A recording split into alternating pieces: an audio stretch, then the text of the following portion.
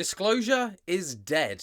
At least that is the remark that has been made by Colonel Karl Nell recently through the New Paradigm Institute.org.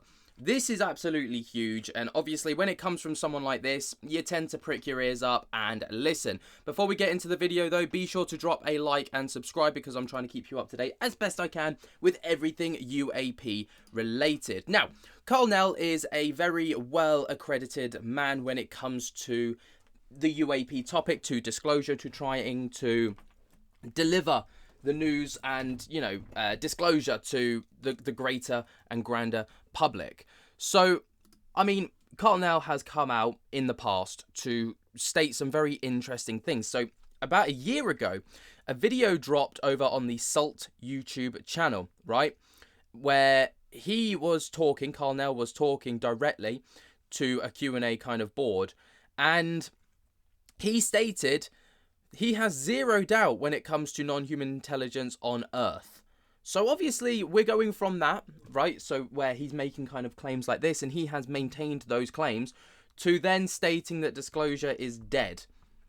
How did we get here? Well, that's what we're going to talk about. Before we get into it, we're going to take a little look at what he said, because like I say, over on the New Paradigm Institute.org YouTube channel, well, not YouTube channel, but the Global Disclosure Day 2025 live broadcast from the Richard Dolan Intelligence Disclosure YouTube channel, there was a stream a day ago, and within this, Karl Nell does make these claims. Now, obviously, the New Paradigm Institute calling for full and responsible UFO and UAP disclosure. We are preparing for the time when humanity takes our place at the galactic family and benefits from the technological and societal advances inherent in a post-contact existence. We're a law and policy initiative of the Romero Institute, which has a 50-year history of seeking justice and holding powerful people in the institutions accountable. The New Paradigm short film, obviously this is a bit about them and talking about what they are up to. Now, this is led, of course, by Danny Sheehan, Kevin Wright, Jim Garrison, and the concise journey that blends verified UAP footage with landmark moments from the November 2024 congressional hearing. And in just a few minutes, the show that basically shows about how they're going to plan to reshape the policy, technology, and everyday life if there was to be, basically contact made. So this is where all of this is coming from. This is just a bit of a caveat to kind of give you some insight and knowledge into, where this is coming from, why this is kind of relevant, and why this isn't just some random dude stating disclosure's dead. So obviously, bear in mind, this is coming from a man that is pushing hard for disclosure. Let's take a little listen to what he's got to state.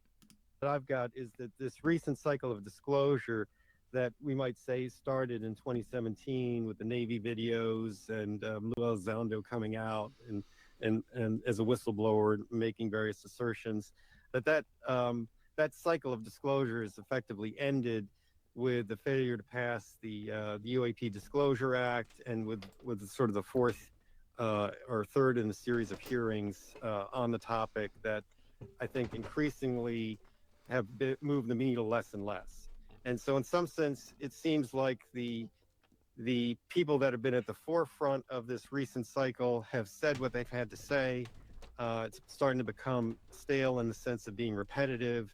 The conversation isn't necessarily advancing to new topics, but really more importantly, the mechanism in order to which to address these whistleblower issues is not gaining traction.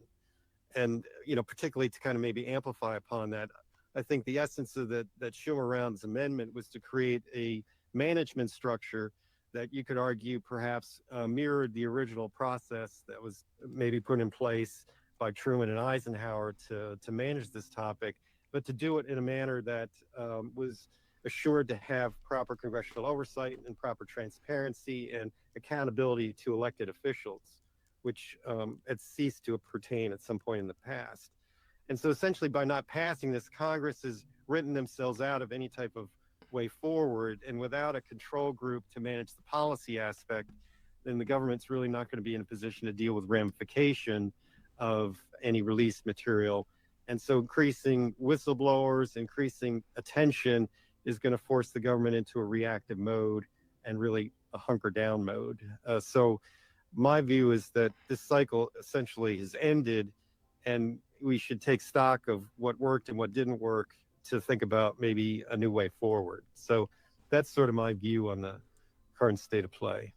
Very interesting stuff, right? Because obviously, I like the way that he's thinking here. So he's not saying that it's dead forever and this is like end game and it's over. What he's saying is what has been tried and tested hasn't worked because nothing really has happened. There's been these congressional hearings. It's not pushed the needle, in his own words there.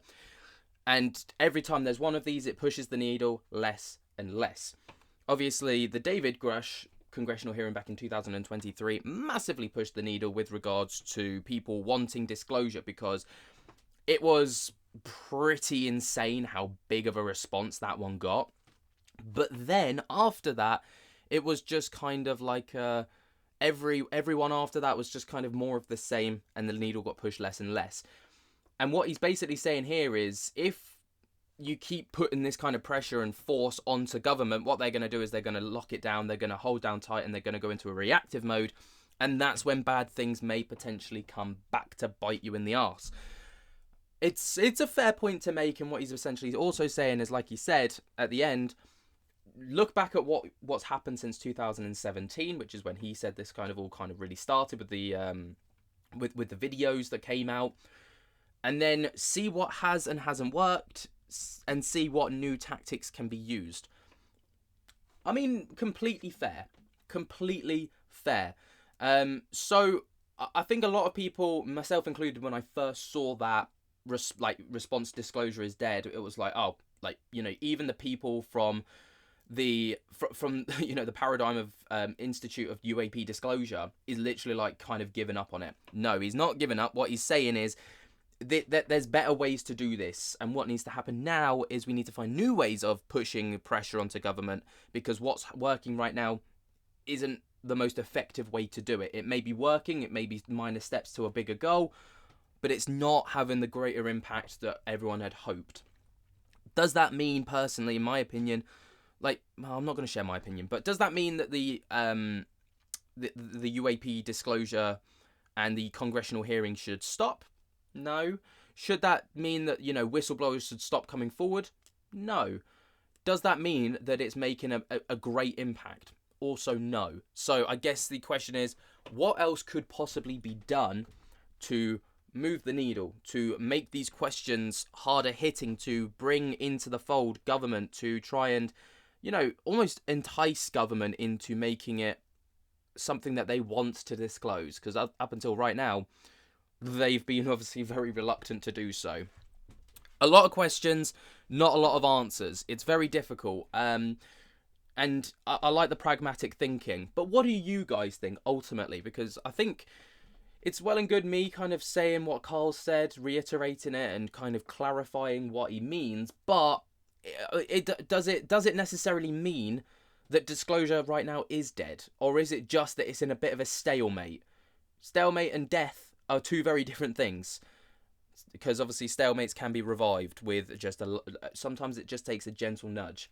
What do you guys think? Is what's currently working or happening working, or do you think that a mix-up needs to happen in order to kind of shake things up a little bit? Let me know what you guys think down in the comments below. While you're down there, jump to get the hell out of that like button and subscribe, and until next time, I'll speak to you later. Peace.